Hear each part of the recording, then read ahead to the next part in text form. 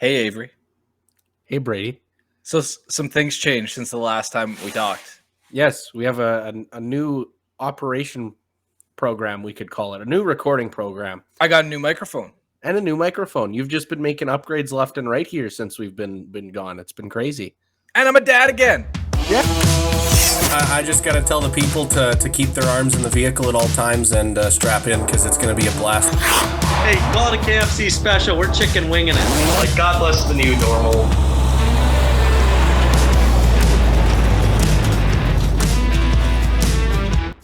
From Kandahar to Kipling, Stanley Mission to Swift Current, you're listening to the Lang and LeBlanc Podcast, a part of the Saskatchewan Podcast Network.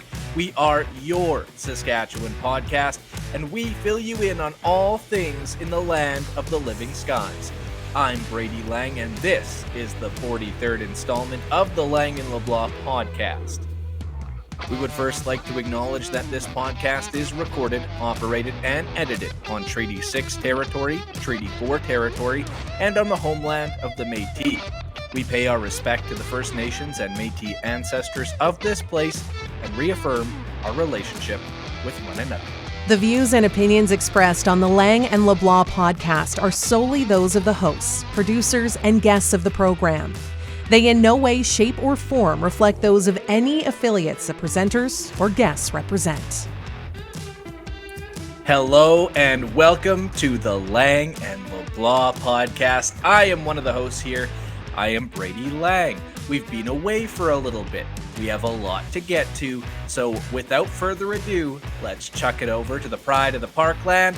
How's it going today, Avery? That's as smooth as ever transition. It's really good. A little chillier than last time we talked, but still enjoying it, enjoying life better than ever. Awesome. And you know what? Honestly, Avery, me too. We're looking a little bit different. We are now on the YouTubes.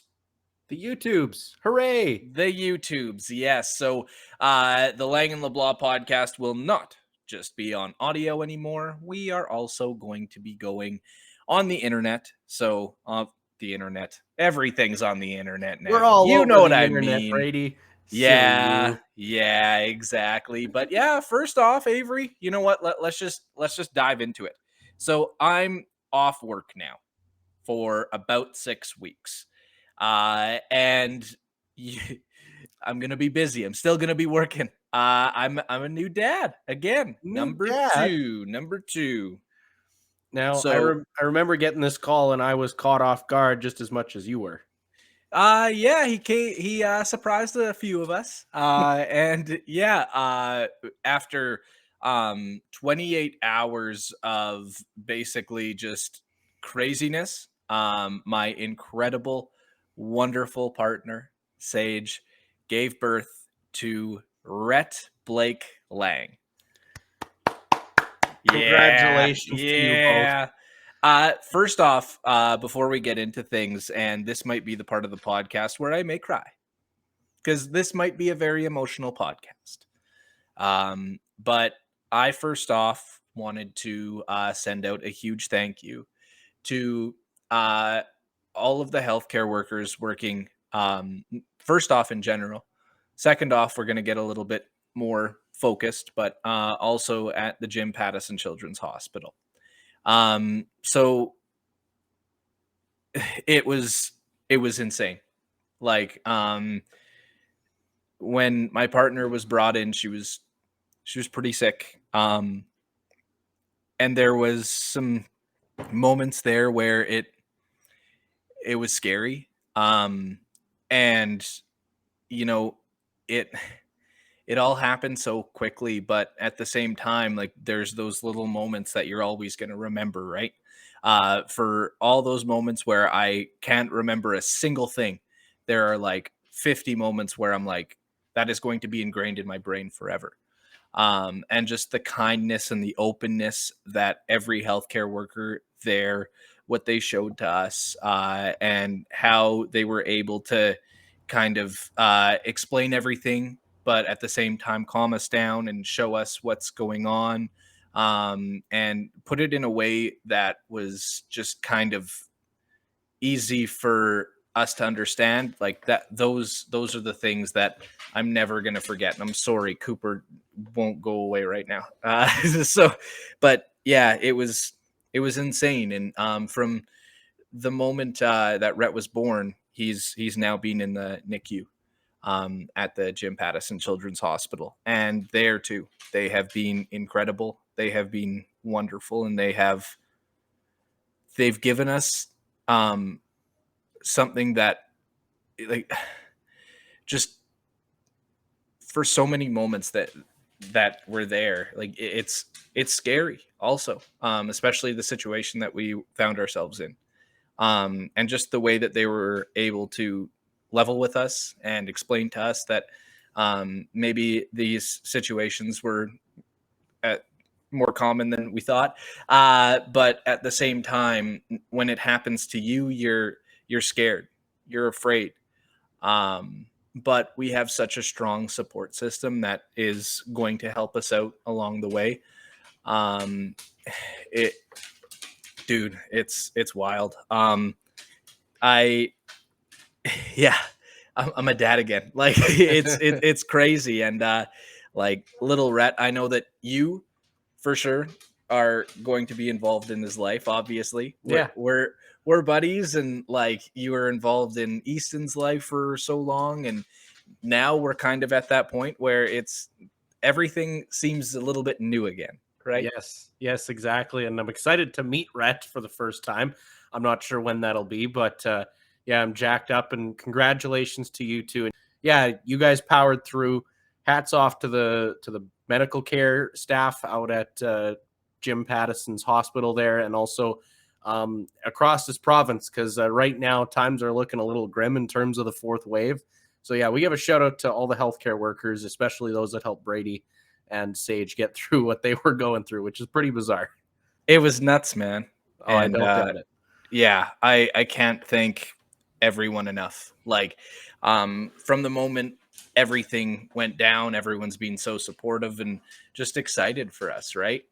We're building on our family, and things are just incredible. And being able to do it, just kind of looking around, there's so many things that we still need to do, but at the same time, we're on our way, right? So it's going to be, there's going to be a lot of things, like, we, even when it comes to the podcast, like, where are we going to be? Like, what are we going to do? I can't be yelling in my living room anymore. I don't know how else to explain that, but yeah, there are things that we're going to have to figure out behind the scenes here.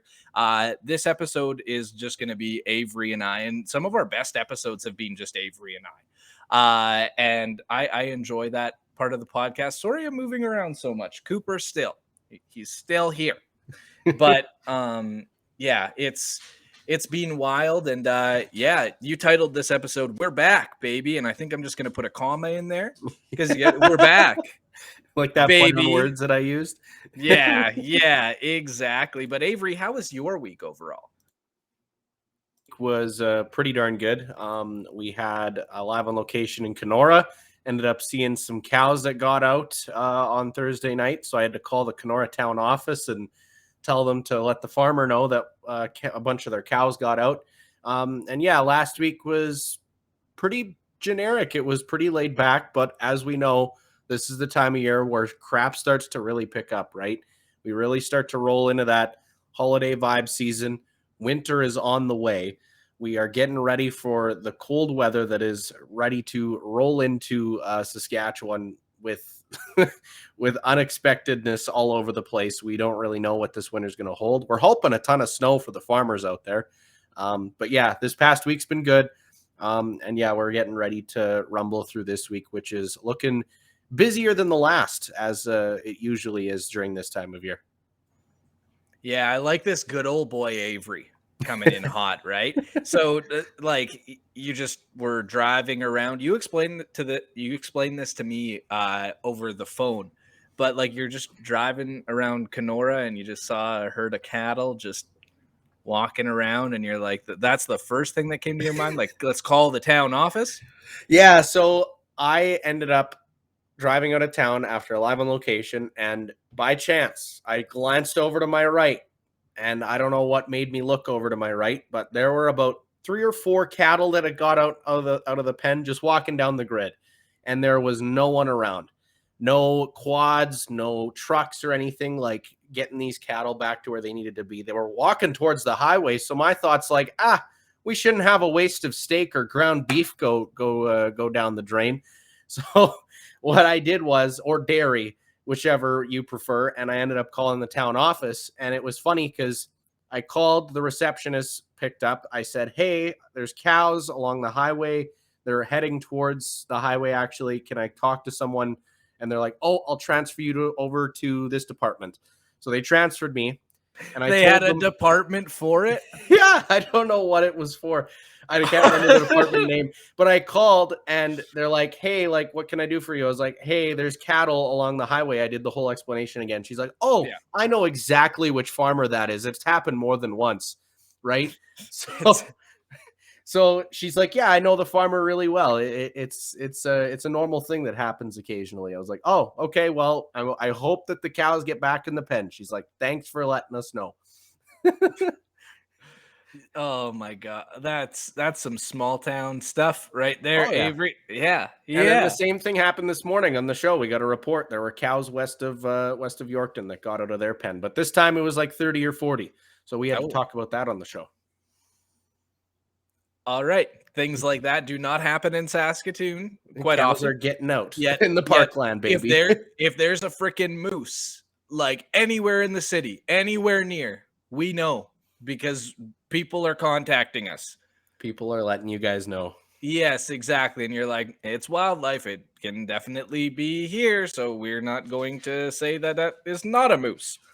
But you know what? If you see something, I understand Avery's little thing with calling the town office. But like, if you're in the city, the first call probably shouldn't be to a media outlet. I'm just gonna throw that out there. Yeah, it should be someone else besides the radio, because all we can do is inform the people. But then we're not gonna make that other call to 911 for you. Yeah, we absolutely need to. Yeah. Right? Yeah, exactly. And I guess this will bleed right into our Saskatchewan this week. Obviously, we don't have a huge featured guest this week or anything along those lines, but we're just going to run through basically what a get-together would be. So yeah, we'll start with Saskatchewan this week. And this week, Avery, is, of course, Halloween. Woo, spooky. Spooky.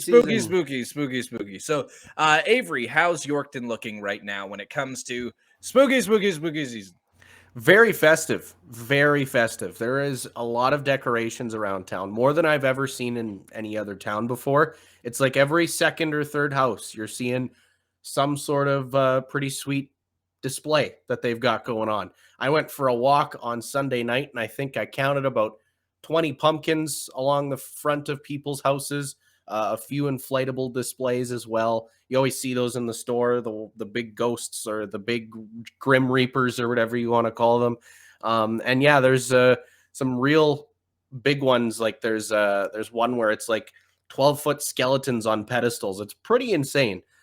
People are going pretty insane with this. And then we were driving through past the hospital the other day and actually saw a 12-foot skeleton as well. Did you?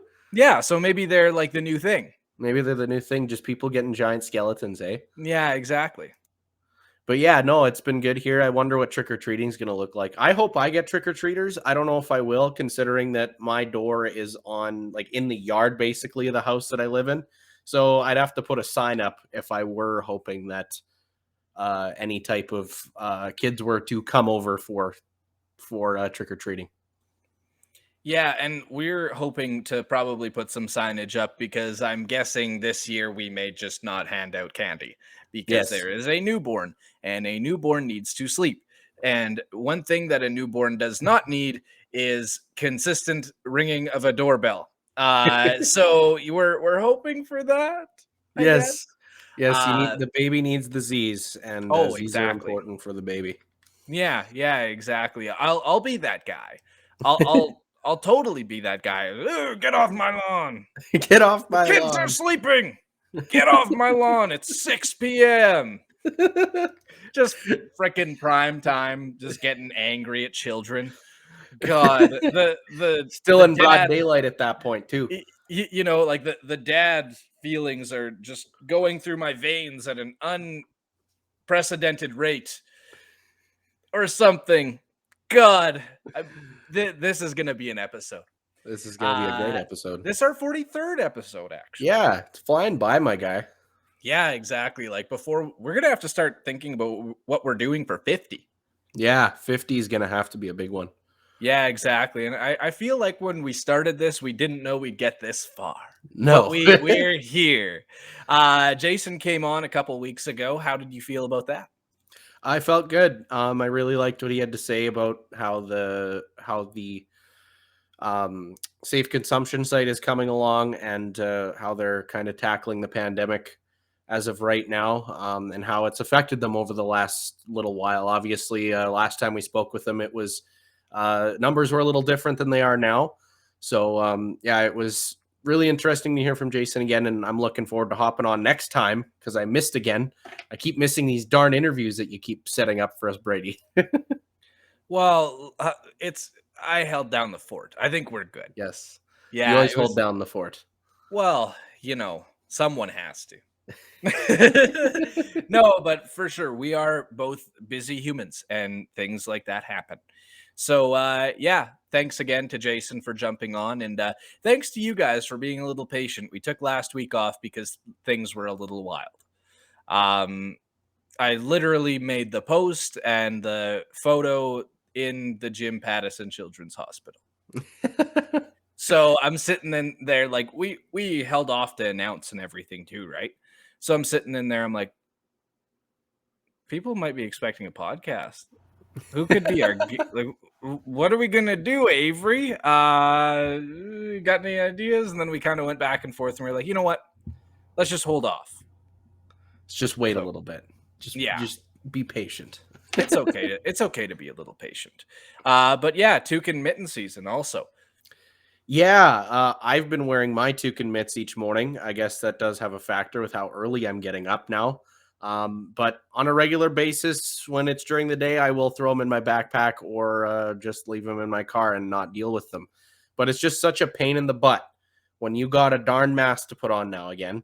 And you have to take the toque off, put the mask on, and then put the toque back on if you are out and about or doing something for the community that you are required to wear a mask. It is a pain in the butt, but hey, we power through. We've done it for a year now. Hopefully next year we won't have to worry about it. And yeah, no, I don't know. Have you been wearing any mitts and toque as of late? Well, we're in that kind of area, that sense in which for morning people, and this is for anyone working in radio or, you know what, any industry. In the morning, you wake up and it's cold. It's freaking cold. So you get your park on, you get your toque on, you get your mitts on, you get everything ready, right? And then you go to your shift, you do your work, you start getting outside, and damn, is it warm? You know what I mean? You're all dressed up and everything with your bunny hug and then your coat over top of it, and you go out expecting the same thing that you came into with, and it is not that at all. Yes. Yeah. Yes, exactly. That just happens, but that's just the fun. For me, am I wearing, like, I wear a toque often. Yeah. It's you know, it got to kind of that single digit thing, and I went, okay, it's time to put my toque back on, and that's totally okay.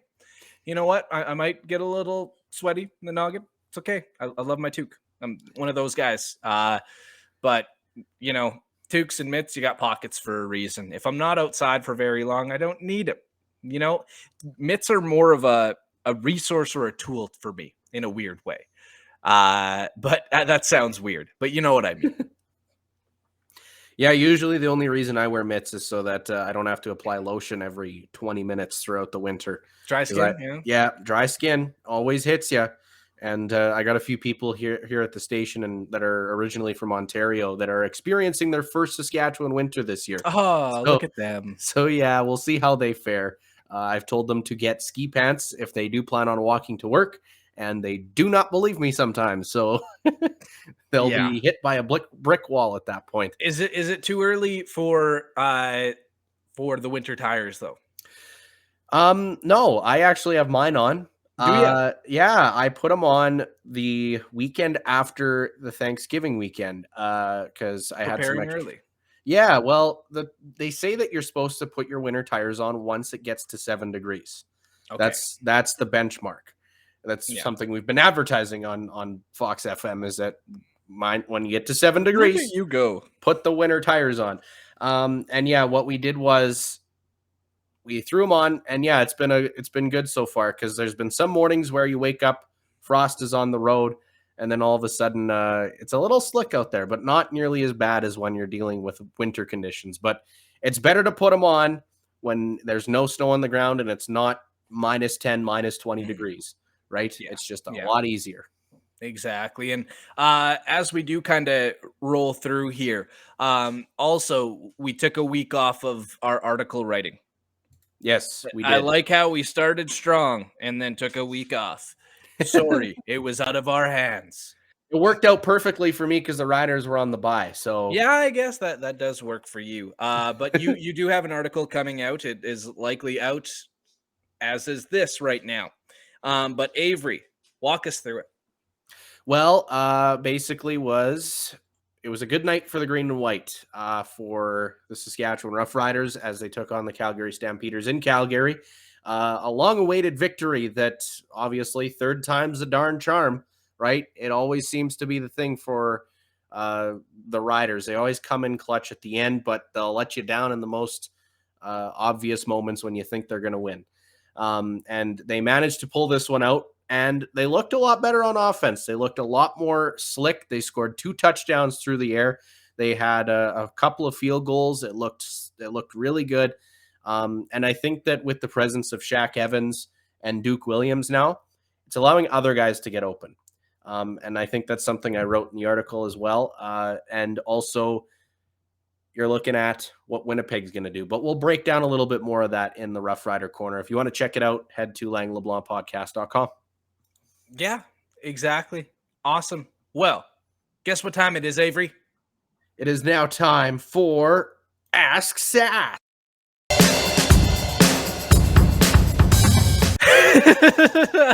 we're he walked right over that. That's okay though. So I can't see you, Brady. You can't see me. You're all black. I'm all what's going on? We're technical difficulties. That's what this episode should be called. But I hope Avery can see me now. He may be able to see me, but we're just going to read the AskSask question of the week, regardless if Avery can see me or not. So AskSask is back, and this week we're going to head to the gridiron as we get into the home stretch of the CFL season. And this one is tied to the Riders, just like we were just speaking about. But we want to know who your favorite Saskatchewan Rough Rider of all time is. So I've had a few over the years. Darian Durant, he always comes to mind. He always feels like, doubles, number 4. He's the quarterback that we all kind of, I don't want to say grew up with, but in this sort of modern era of Saskatchewan Rough Riders football, he's the guy that your brain basically goes to all the time when you think of a quarterback, but also does Reggie Hunt, guys like Chris Getzlaff, Gene Mikowski, he's always up there. But my favorite Saskatchewan Rough Rider of all time, Avery, is Matt Dominguez. Why I love Matt Dominguez, I really don't know. Like, there are just some players out there that just stand out to you. And when I was growing up watching the Riders, it was just always Dominguez for me. Avery, what is your take? My take on this AskSask question for this week, all time, I'd have to go with a guy who I grew up watching a lot of, ended up leaving the Riders, came back, was still as much of a playmaker as he was even before, even after he came back. And he was that type of guy where he was always criticized for his size, but still made plays no matter what. Weston Dressler. He's at the top of my list for all-time rider, my favorite rider at least. He was always big play guy, always had a chip on his shoulder, ready to rumble, and he would entertain Rough Rider fans for many years, especially getting in the end zone. He had no trouble with that. It's a really good pick, I think, what you got there with Matt Dominguez, but I got to go with Weston Dressler. Yeah, and I feel like that's a lot of Saskatchewan Rough Riders fans. Yes. Like he's always up there, kind of. You know what I mean? Ring of Honor him already, damn it. Let's go. Yeah, for me, like, I don't know why. It may just be like that was kind of my bridge into working kind of thing, as weird as that sounds. By the time I covered the team, even though it was just a year, a year directly and then writing about it for 4, but it feels different when you're covering a team and having a favorite player on that team. You know what I mean? Yeah, I know what you mean. Yeah, and he was right at that bridge. So, yeah, and I don't know. Dominguez, that's kind of more my era of Rider football. That's where I went and fell in love with the team, was the years of Matt Dominguez, kind of the Roy Shivers era, bleeding out into the Ken Miller era. So, I was definitely a fan of Kerry Joseph as well. He was always up there, but at the same time, Dominguez was just, I can't even describe why I liked him at this point. Maybe it's just because I'm tired, but who knows? It's just one of those things. I loved Matt Dominguez. I loved the way he played football. He was always that big guy, right? Running down, streaking down the sidelines. Yeah, exactly. Streaking down the sidelines, making those big plays. Currently though, Avery, who are you looking at for your favorite rider right now? Favorite rider right now, I got to go with Schaefer Baker, also known as Shake and Bake. This guy's a Canadian receiver. You got to support the Canadian talent in this league, especially now more than ever. And I think this guy's got big play potential moving forward. I think that the Riders should just extend the guy already and just see if they can make him a superstar, especially a Canadian superstar. That's a just big wait deal. till he goes to Winnipeg. Oh, man. Always. Why do they got to come after our freaking players? I swear. Like, the in-laws were here this weekend, right? Yeah. So we're sitting around watching the Bomber game and everything, and in comes Willie Jefferson, like just flying in, his big old wingspan and everything. And Sage's mom goes, "God, do I love Willie Jefferson?" And I was like, "Yeah, God, do I miss Willie Jefferson?" You know what I mean? But like, for me currently, it's got to be Braden Lenius. He kind of seems a little bit like a Fantuzer Dominguez as well. Yeah. You know what I mean? Like, he also, with him, he's got a good story too, right? He came in, I think, as a running back or a fullback, and they kind of figured out different positions for him. In the pandemic, he went out and slimmed down, which I don't know how he did in the pandemic, as we've talked about this, the pandemic pounds. That man just came back as a receiver, and he left as a fullback. It's kind of crazy. It is pretty insane. Yeah, and he's been clutch down the stretch too, right? He's had a couple drops. Like, we let's not blow smoke all the way for this guy. He's got some work to do, but at the same time, he's been there when he's being called upon. Right. And we had those first few weeks in which we kind of, I don't know how you would explain it. We had those first few weeks where without Shaq Evans, this team didn't really seem like it had the receiving corps there, but both Kean Schaefer Baker and Braden Lenius were able to allow us to kind of look at this team, and they were winning football games still. Yeah. Right. And exactly. That's the craziest thing. How good can this team be? I'm starting to think if we beat Calgary, we got over that hump, right? Are we rolling into the Rough Rider corner officially at this point? Should we? Yeah, I think so. Yeah. We're going on the rants as to what we're going to be positioned if this dog wouldn't stop, go. Coop, stop being a poop. He's just his nose all the time. Let's go to the Rough Rider corner. So the Rough Rider Corner, we know we won last week. Avery, a little bit more of a breakdown on the game that you saw, because I got to see the last quarter and a half. Yeah, so the game I saw was obviously through Pilsner eyes. Still was able to analyze the game on a decent level. Obviously good enough to write about it. So basically what happened was early on, it looked very similar to the games that we saw previously. Okay. Calgary had a lot of momentum rolling on. They had a rhythm on offense. They were able to move the ball at will. They just didn't put up as much points early on as they did in the previous two games. Because in the previous two games, Riders were down bad, like 14-0 in both starts, I'm pretty sure, or something along those lines. Maybe it was like 13-0 in the first one. And there were penalties riddled all over the place in the first quarters. But this one started a little smoother. We saw both teams exchange field goals. Calgary eventually did score a touchdown, had a bit of a bigger lead on Saskatchewan, and then Saskatchewan got it within 4 points after another field goal. Some more special teams jazz there, where they had a botched kickoff and Saskatchewan recovered it. Obviously, it didn't result in points. It was a pretty long field goal for Lowther. Can't expect the guy to hit everything. He ain't Justin Tucker. Breaking records left and right.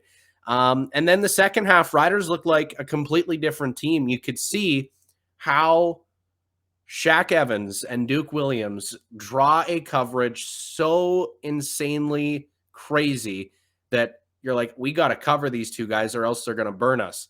But then you got Kyran Moore coming underneath. Kyran Moore looked like a star receiver again, unlike these damn bubble screens that they were running these last 7 weeks. It was pissing me off that they kept running that damn play because every team knew it was coming.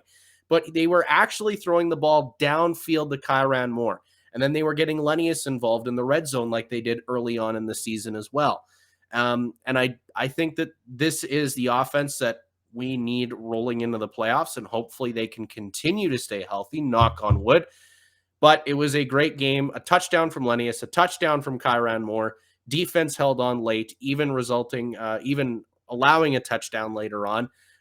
Final score 20-17.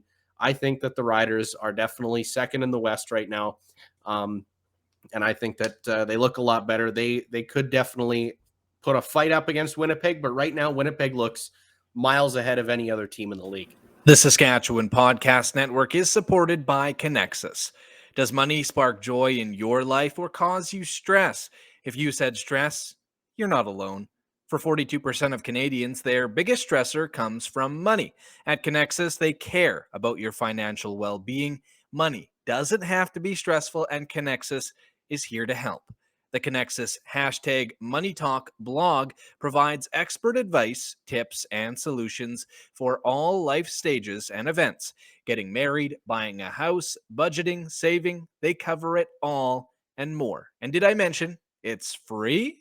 Check it out today at KICKIN.moneytalk.ca and start feeling confident and stress-free about your money.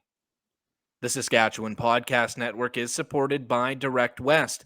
Are you a business owner looking for new avenues to promote your business? Direct West digital billboards are a great opportunity to highlight a new product, new promotion, or anything else you'd like your customers to know about. You can get local expert marketing help for your business at directwest.com. Two questions. Yes. I was a latecomer to the game. So why was Brett Lowther punting for us?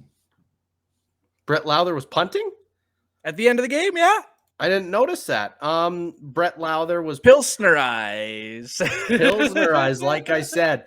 I didn't notice that later on. Maybe John Ryan got nicked up. Who knows? I didn't hear anything about John Ryan getting nicked up after the game. He's out 2 to 3 weeks. Is he? Oh my God. I didn't notice that. Yeah, I saw that today. But yeah, and they were talking about it on the broadcast. I was looking through Twitter. There was a few people also asking those questions. But yeah, apparently he was banged up in practice, and now he is going to miss those 2 to 3 weeks. So how much is that going to affect the Riders? Because when it comes to field position, at the end of that last game, the Riders couldn't seem to get to the other side of the field. You know what I mean? Like it was always a battle, like a game against Calgary would, but yeah, you lose out on that guy that's able to flip the field for you. So how are you feeling now, Avery? Well, I think that they'll be fine. I think Lowther is a good kicker in general. I think that he's got the leg strength to boot it down. Not like John Ryan, but I think what the strategy with this is to just try and see if Lowther can get some decent air kicks, right? Or sky kicks, I should say. So what a sky kick is you try and angle it upwards. You're trying to kick it as high as you can to the point where you can also get it far and let it hang in the air and let the coverage get down there. That's what you want. You don't want them kicking line drives and all of a sudden the returner's got it and the guys are 20 yards away, kind of like what John Ryan started doing earlier on. But yeah, no, I think we'll be good as long as Lowther doesn't get hurt, because if he's hurt, then you can kiss the field goals goodbye. But I think that they probably have somebody on the backup, because I think they ended up trading for a punter, didn't they? Or they signed someone? Yeah, they signed a global kicker. So maybe, but at the same time, like, it's John Ryan. Ryan, I know. He's a big difference maker. The hometown boy. The hometown boy. I'd rather have him hurt now than in the postseason. Let's be real. 2 to 3 weeks is not Andrew Harris. No. Second question, though. Yes, your second. Can we go into that? Yeah. Yes. Is a healthy Saskatchewan Roughriders team going to be good enough to beat the Winnipeg Blue Bombers? I don't know if I can answer that yet. I got to see a few more weeks of that.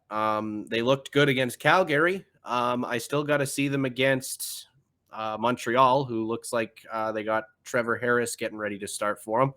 I also got to see them against an Elks team who's going to have Nick Arbuckle now as well. And then I got to see him against a revamped Tiger Cats team who kind of started out slow early on in the season and has built up their momentum again. So I think that if we went out the rest of the season with authority is the question. We have to win these games by 20 to 30 points for me to be convinced that the Winnipeg Blue Bombers are going to lose to the Saskatchewan Roughriders. Right now, Winnipeg looks miles ahead of any other team in the league, and I could definitely see Saskatchewan beating Winnipeg if they can route these next 4 games. Tell me a little bit about the playoff picture now, because the Riders, I know, are in control of their own destiny for a home playoff game. We've got 3 games left: away against Montreal, home against, is it home? No, it's away against Edmonton and then home against Edmonton, and then we go to Hamilton. And then we go to Hamilton for the 4th week. We got 4 games left. Okay. Yeah, 4 games. Avery, what are we looking at for the rest of the season, and also crossover ? Looking at the West, Winnipeg clinched the division already. We know we're going through Winnipeg if we get any further. As of right now, Saskatchewan's in second, ahead of Calgary by 1 game. So if we want any hope of Saskatchewan coming through on top and keeping that semifinal spot, I think they got to win out the season. And then you look at the East. I think, let me see here. I got to go over. We got a lot of teams at 6-4, I believe, or 6-5.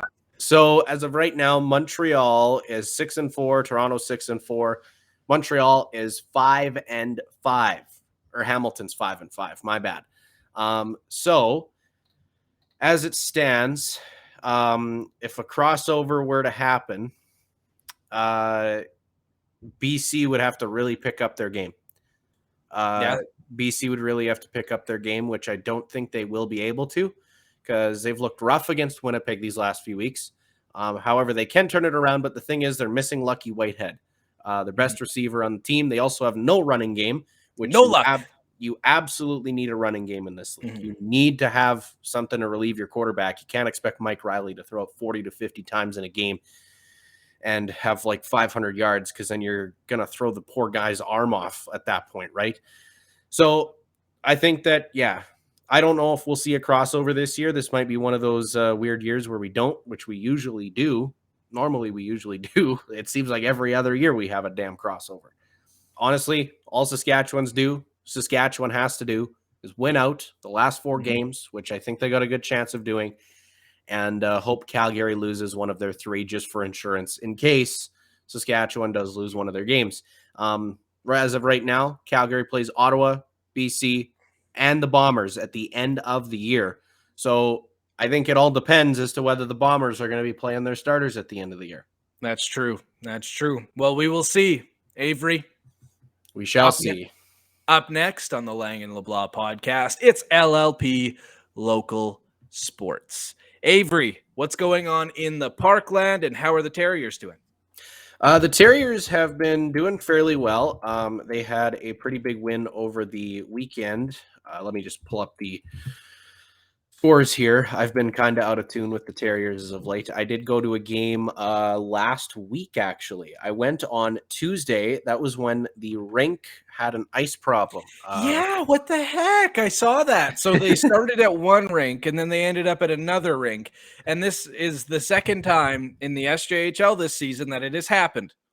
Yeah, So- I guess the rinks are getting lazy right now. Not the staff, the rinks not themselves. cold enough, maybe. Yes, maybe it's just been too long. The cooling systems aren't working properly.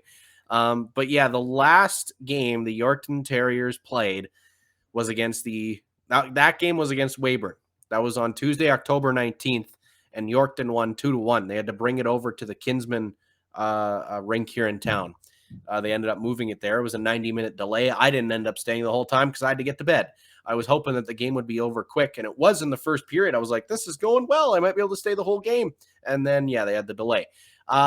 Game on Saturday, October 23rd, they took on the Battleford's North Stars. A 1-0 win for the Yorkton Terriers, won in a shootout. Ooh. A shootout. So there was no scoring throughout the entire game, but they ended up getting the win at the end of it. Yeah, I've seen both of those teams play this year against one another, and I'm shocked that that game ended up scoreless. Because the game I went to, I think it was like 7-6, 7-5. It was a barn burner. And both those teams, though, like they're known for their offense, but at the same time, we also have seen the Battleford's North Stars as that defensive kind of juggernaut, right? Yeah. So I'm not too shocked, but at the same time, there's a few more games the two teams will play this year. Right? I don't want to sound like a homer, but I'm definitely a little bit more biased when it comes to the Battleford's North Stars. Shout out to Marty as well. Shout out to Marty. And Benny. And Benny and too. Benny, Yes. Benny, yes, good old Benny and Matt. Can't Two forget friends about of the pods. 3 friends of the pods if you Two add in friends of the pods. Matt Barrett. Yeah. Yes. How are your Huskies doing, my guy? Oh, sorry, I clicked the wrong button there. The Huskies. Damn, Avery, what a weekend. You got a hat. Is that a new hat? Yes, this is a new hat. That's But a nice hat. anyways, so that first game, the home opener between the Huskies and the Cougars, I have not seen, like, it's been a while since I've been in a packed barn. I've been in a barn for a few weeks now, but the Huskies, it sounds weird because I'm kind of part of the events planning, but we put on a show. It was insane. From beginning to end that game, it was obviously a rivalry between the Cougars and the Huskies. But they came out pissed off and mad at one another for sure. Obviously, we know how game 2 went, which we'll talk about in a few minutes here. But just the overall atmosphere in Merlis Belcher Place, it was second to none. Like consistent hitting back and forth. Fans were cheering. Everyone was kind of just on their feet. And then actually Chance Petruick tied it up. And there was at one point where I looked at the DJ and I went, the Huskies aren't losing this game. They're down 2-1, but they're not losing this game. Like the way that they came in, it was a very Mike Babcock win, a 3-2 win. Kind of just sucked the wind out of the sails of the Cougars. But yeah, Chance Petruick, there was a shot from the blue line. I think it was Gordy Ballhorn, who's the captain now, but I believe it was Ballhorn that shot it through, and out comes Petruick, tips it in. There we go. Tie game. Game's back on. We get a little bit deeper into the third. And the Huskies were coming, eh? They were coming. Then all of a sudden, Zane Franklin knocks her in. And the best part was I was like right above. So basically where I do the PA announcing, there's a little box. Right as you come in, a bunch of players are on a wrap around it. And it was right below us. And right when Franklin scored, he went directly over to the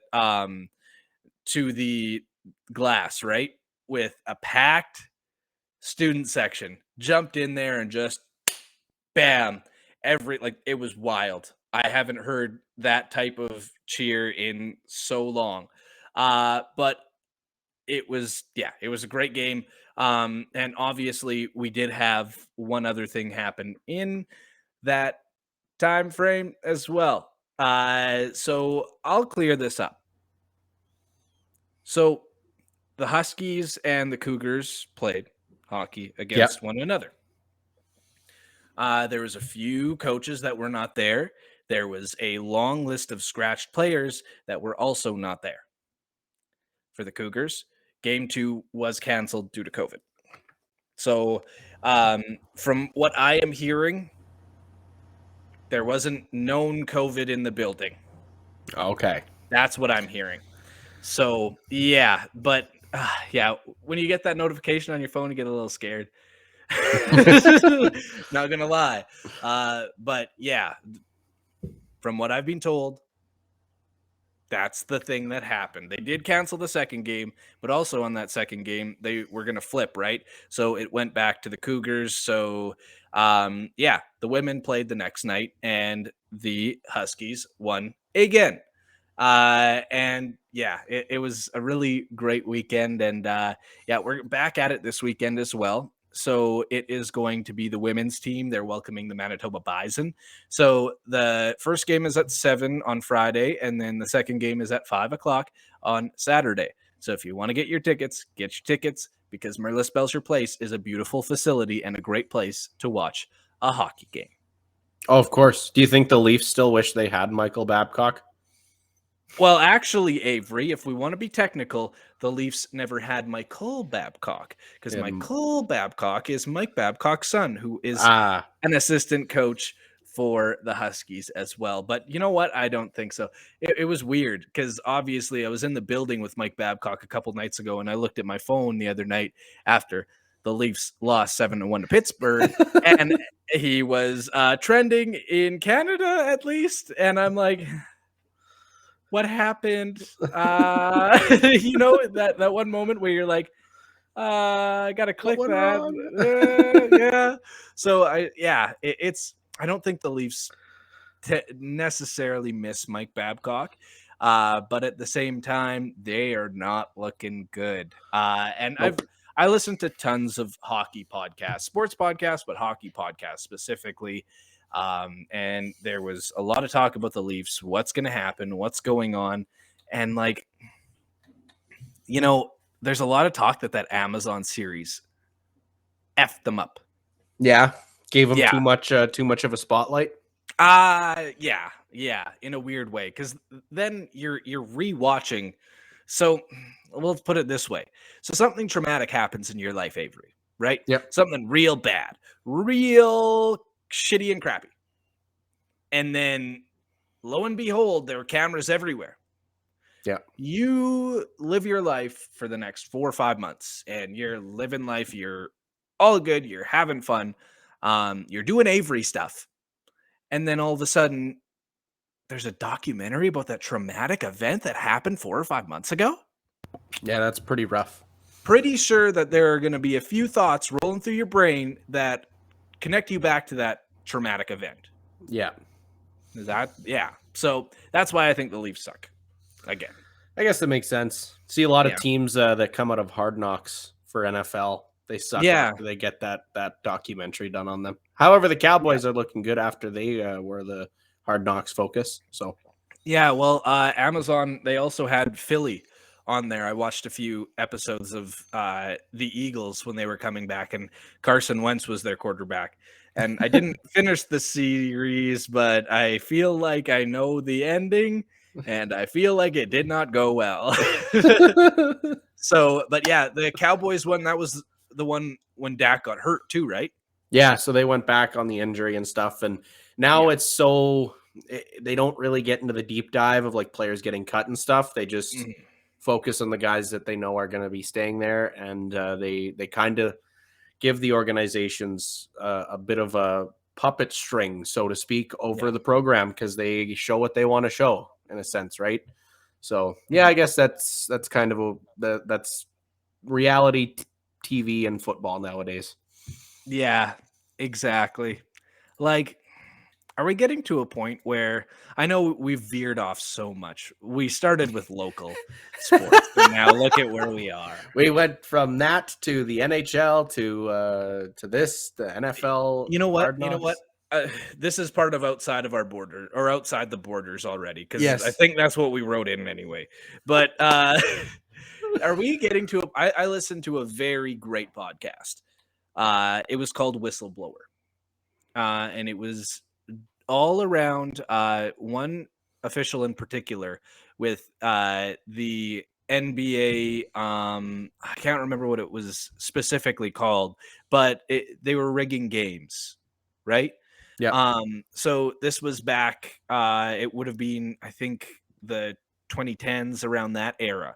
So basically what had happened in this podcast was they explained from beginning to end.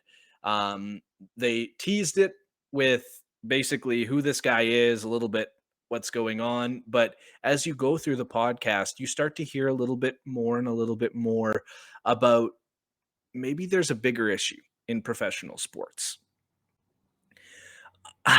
I've always been that guy.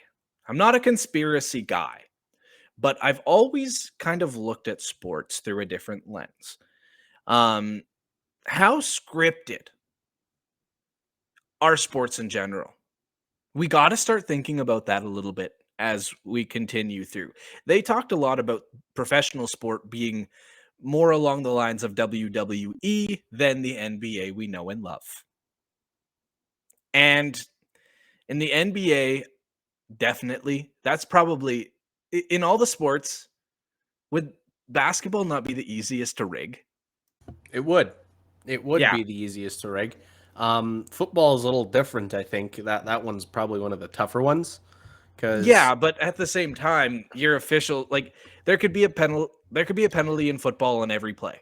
There could be 110%. There's probably holding calls that aren't thrown, or there's probably other holding calls that are called, right? Like I even look at the CFL too, weird. And I'm like, yeah, that's pretty coincidental that we had BC win the Grey Cup on their home soil. Yeah. We had Toronto win their Grey Cup on their home soil, and I hate to say it because I'm a Rider fan. I'll always be a Rider fan. We also had the Riders win on home soil. Those are 3 years in a row. And it's quite funny. It's quite funny, Brady. The coincidence that it happens on the 99th, the 100th, and the 101st. 101. Oh my God, it's been a long day. 101st Grey Cup. That is an even crazier coincidence, is that not only do we get 3 home Grey Cup winners, but also it lines up with the 100th Grey Cup. It's quite hard to believe. Yeah, and it may just be me being one of those guys that looks at the world and they're like, But, obviously in every professional sport, there's a lot of money, right? It's all about that lettuce. Yeah, but like, you look at the NBA and like, they said in that podcast as well with David Stern that they asked David Stern who his pick, if he could every year pick the 2 teams in the NBA finals, and he said the Los Angeles Lakers and the Los Angeles Lakers. If those 2 teams played, they would have a perfect NBA final. So ever since I listened to that podcast, it's really kind of opened my eyes, and I'm kind of like, you know. I know you know, Yeah. but yeah. Conspiracy theorists. Sorry. Conspiracies. Cast. Yeah. Avery. We're going to LLP in the community, and we're going to start with it because this was in the community the other day. Yeah. How'd you feel about Eric Church? That place was jam-packed, and I know that music is very important to people. It helps people with, I guess, mental health in a way. It helps people relax, helps people unwind. And yeah, it was pretty crazy to see that a concert of that size was going on. I mean, it's great to see stuff like that going on, but we're in the middle of a fourth wave, which is quite bizarre. Yeah, a fourth wave that's kicking our ass. Yeah, it won't let us go because Manitoba finally let go of their emergency order. Yeah. Mm-hmm. And yeah, like we're kind of in last place when it comes to this damn fourth wave. So and I mean, we want frickin' Christmas. That's the thing, which is bothering me. We're 2015 Saskatchewan ROUGHRIDERs right now. Yeah. You know what they that did? was bad. They fired their coach. They only won 3 games that season. One against the Bombers, one against the Alouettes, and then another against the Alouettes at the end of the year. The year that I covered the team. I'll never do it again. But yeah, the Eric Church thing, I saw some pictures there and I was kind of like, oh, you know what? The thing that more work, damn it. The thing that frustrated me the most. I'll go with it. I'll say it. So my son, Rhett, is right now in the NICU. The NICU, and also when it comes to pregnancies, delivery, the one thing that you want is your family to be there. And unfortunately, they couldn't. Like we're down to restrictions right now in which it's parents only in the NICU. So our family has not seen Rhett yet. And it's because of COVID. And I'm sick of COVID by now. It's been 2 years. And honest to God, that frustrated me. Simply due to the fact that, like, I got family members asking when they can come and see their grandson or their grandkid or their new nephew. Like, and I have to sit there and be like, hey, it's because of COVID. And at the same time, you look on social media and shit like this is happening. That's the thing that frustrates me. So yeah, that's kind of my soapbox of the week. Like, it's just frustrating because we are here, we are there. We hate it when Manitoba beats us. They don't even have an emergency order right now. Like, I love Saskatchewan. We do a whole freaking podcast about it every week. Not very proud right now. I mean, I think that building had a vaccine order, did it not? Yes, but Avery, this is an airborne disease. Yes, I know. In which people are in there singing along to Springsteen. Sorry, I'm a little frustrated. Yeah. And it's not just, and also, like, that's another thing we have to consider. It's people who are delivering babies and their families can't come see the kid, but it's also those who are stuck in the hospital for other reasons, right? Yeah. And they can't go visit those loved ones who are on their last leg, so on and so forth. I won't get into detail, but yeah, the thing that scared me though, like, obviously we see how bad COVID is right now, and like, my baby is in the NICU. Yeah, that is the neonatal intensive care unit. You take out an N, it's an ICU. Sorry, yeah, I'm a little pissed. Like, yeah. I'm not pissed that people went. I'm pissed that it was allowed to go on. Yeah. More like that. So, sorry, you're getting more opinions from Brady Lang. But, like, the NICU Yeah, in the community just got real. I like how in the community started as our like little bumper, like let's have fun and let's talk about these small town things, and then you see something like that, and then I just go off. I'm sorry, No, it's okay. but It's all good. my yeah. friend. Anyways, we're gonna continue on with something a little bit more fun. I'm not a huge fan of haunted houses, but at the same time, I know a lot of people are. Pink has their haunted mansion right now in Saskatoon. And Pink has always been that bar that everyone kind of goes to on Halloween. I'm not sure. Have we gone to Pink on Halloween? I know I've been to Pink on Halloween, but I've actually never walked No? into Pink before. you've never been to Pink. Great Nope. place. But anyways, they've changed things up. It's an all ages haunted house right now. So they have no alcohol service going through the haunted house, anything like that. Basically, they switched the bar over at 8 o'clock. But yeah, right now, Pink is having that Halloween themed bar, and then also they have a Halloween themed party bus, which is kind of cool. I think the coolest part about this whole thing, especially considering what has happened in the last week and a half, all proceeds Jim Pattison Children's Hospital Foundation. It's $10. Anyone 10 and under can go in for free, but anyone 10 and under is probably going to be a little spooked out. And if they aren't, they are tougher than me. Yeah, I love haunted houses personally. I've only been in a handful. I think I went to one in Saskatoon at one point. Can't remember exactly when or where it was in Saskatoon. But yeah, I remember going through it with my cousins, and we were so scared that the group behind us caught up to us.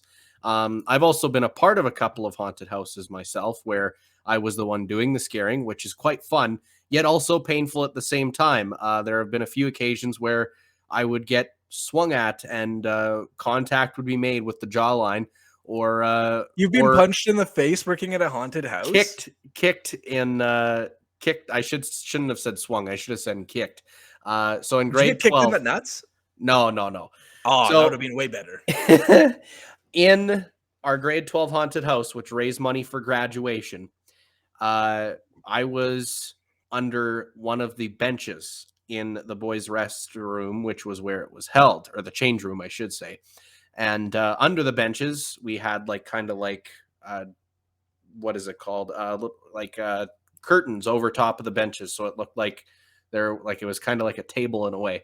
And I was hiding underneath. My job was to grab the kids' legs, and sure as hell, I got stomped on probably about 10 plus times.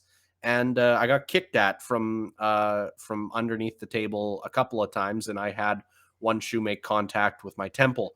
So I had quite a headache after that. You're coming out looking scarier because of all the blood. I eventually told them, I said, I got to come out from underneath this bench. I got to do something else. So then I ended up in one of the shower stalls and was the one banging on the door. So I didn't have Good call. any Safer. contact after that fact. But yes, everyone else who was under the bench at some point was like, I see why you wanted to get the hell out of there, Avery. But yeah, no, I've always enjoyed haunted houses. I can't wait till I get to go back to another one. I was talking with my program director today. We were having our air check, and it was like, we talked about all the haunted houses that happened in the past, and unfortunately none are happening this year, but I would kill to be back in one of those haunted houses. You guys in Waka are just wild. Wild people from Waka. Wicked Waka. Wicked Waka. All right, we'll go with that. We're not running out of time, but we're going to wrap up pretty quick here. First off, I wanted to give a couple of shout outs before we left. Of course. Connor Ingram from Imperial, Saskatchewan. This kind of ties into our addictions stuff that we were talking about as well, or not just addictions, but mental health. Congratulations on your first NHL win. It was 9 months from the point in which he went into the NHL's supplementary help program, basically, and he came out and got his first win ever. Good Sasky boy, Connor Ingram from Imperial, Saskatchewan. Congratulations on your first NHL win. And also, we have another one. So this one's from another friend of the podcast.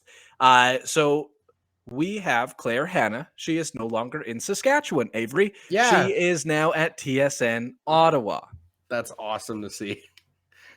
Yeah. I remember seeing that for the first time, and it was real exciting. You just hope those people find the right gig, and Claire's the right person for that gig. No doubt about it. She's going to crush it out in Ottawa, and she's going to be missed in Saskatchewan, but she's going to be well admired from Saskatchewan and the rest of the country, I think. I'm just going to quickly say something short and sweet because I've never been on this. This is probably going to be the only time, but I just wanted to thank everyone at the Jim Pattison's hospital for taking care of me, taking care of my baby, and thank you to Brady for being there. It was a really hectic week, so I just want to throw a quick shout out there. The staff there was amazing, and anyone who could support them in any way definitely needs to. And that's basically it. We're doing a lot better now, a lot healthier, and we're just waiting for the baby to get home. Happy to hear it, Sage. Congratulations to you two, and we're happy you're all good. Thanks so much, Avery. Now you have to come up here. Yes, I will. I'm going to meet Rhett very, very soon. Good. Okay, I'll pass it back to Brady. Yes, thank you to Sage for jumping on there. She came up and whispered to me, and she's like, I kind of want to say something. But that woman has been, I don't swear much on this podcast. That woman has been fucking incredible. I'll put knee on this. I don't give a shit. So thank you for being tough as hell. And thank you for making this family just even better. So, yeah. And Avery, also on the Jim Pattison note, you go ahead. So since we've been talking about the Jim Pattison Children's Hospital Foundation, their radiothon's actually coming up November 9th and the 10th, as they're looking to raise money for a bunch of different equipment needs and everything, as there always is at every single hospital. And obviously, Brady and Sage have been impacted by those funds greatly over the last week or so, and it's going to continue to be a thing for them. So, yeah, if you can pitch in that way, be sure to pitch in on the 9th and the 10th or any other day that you feel like you can. Yes, they will always have a really special spot in our hearts now. Yeah, like it's been crazy. And if you guys can support them, they deserve every little bit. Like I was talking to a few people, and like the thought of Cooper's gone, the thought of not having a children's hospital right now, like there's a lot of people that, you know, you don't appreciate something until it impacts you. You don't appreciate something until it becomes a part of your life. I'll never forget, as weird as this sounds, like some of even the moments in the parking lot, calling people and being like, hey, life about to change. But yeah, they were just so incredible. And so I like there, it's tough for me to even think of words right now, Avery. Like they just, yeah, sorry. There's a lot of this podcast where it's just like, Brady can't talk yet. But yeah, sorry. There's been a few things rolling through the old noggin lately. But yeah, those Sasky shout outs for sure. That should be a whole segment every week. We probably will adopt that because, you know, this one was special. So thank you guys for listening to the Lang LeBlanc podcast this week. Before Avery wraps things up, if you are watching, Avery, you don't have to tell them what our handles are. They're there on for Twitter. So they're there now. Wait, wrong hand. This hand. Oh God. Yeah, it's opposite right here. It is opposite. I know. Oh, wrong hand. Yeah. Avery, wrap us up. Okay. So yeah, handles right there. If you want to hit us up on our social medias, you can find us up on Facebook and LinkedIn at the Lang LeBlanc Podcast, Instagram at Lang LeBlanc Podcast, Twitter at Lang LeBlanc Pod, also TikTok at Lang LeBlanc Podcast. You can also listen to our podcasts each and every week at Apple Podcast, Google Podcast, Spotify, Podbean, or wherever you get your podcast. We appreciate a subscribe and a rating if you can do that. Only takes a few seconds. Also, you can listen to our podcasts and any other content that we got going on our website at langleblancpodcast.com. Can't forget about those columns that Brady and I write up each and every week. And if you want to hit us up, not individually, I should say, just at the pod in general, you can hit us up on our email at langleblanclive@gmail.com. And for those who are listening on the audio version, our individual Twitters are Airwaves Aves and Brady Lang SK. And if you're not sure how to spell that, go check out the YouTube video, baby. Woo! Exactly. That was a good go. That was a good go, Avery. This was fun. New systems. There might be been some a while. issues, but you know what? We're rolling with it. Next week, I don't know if we'll have a guest. Next week, I don't know if we'll have a podcast. Next week is more than a couple days away, so we're taking it day by day. But thank you guys for listening to the Lang LeBlanc podcast, especially this week. This one was a specifically special podcast that I will never forget. Thank you, Avery, for being along for the ride. Thank you to all the listeners out there. We're all going to be okay. There was a few days there we weren't kind of okay, but we're back now. Everything is good. Our family is happy. Our family has grown. Thank you. We're happy for you, Brady. Congratulations to you and Sage, and looking forward to meeting Rhett very, very soon. Very, very soon.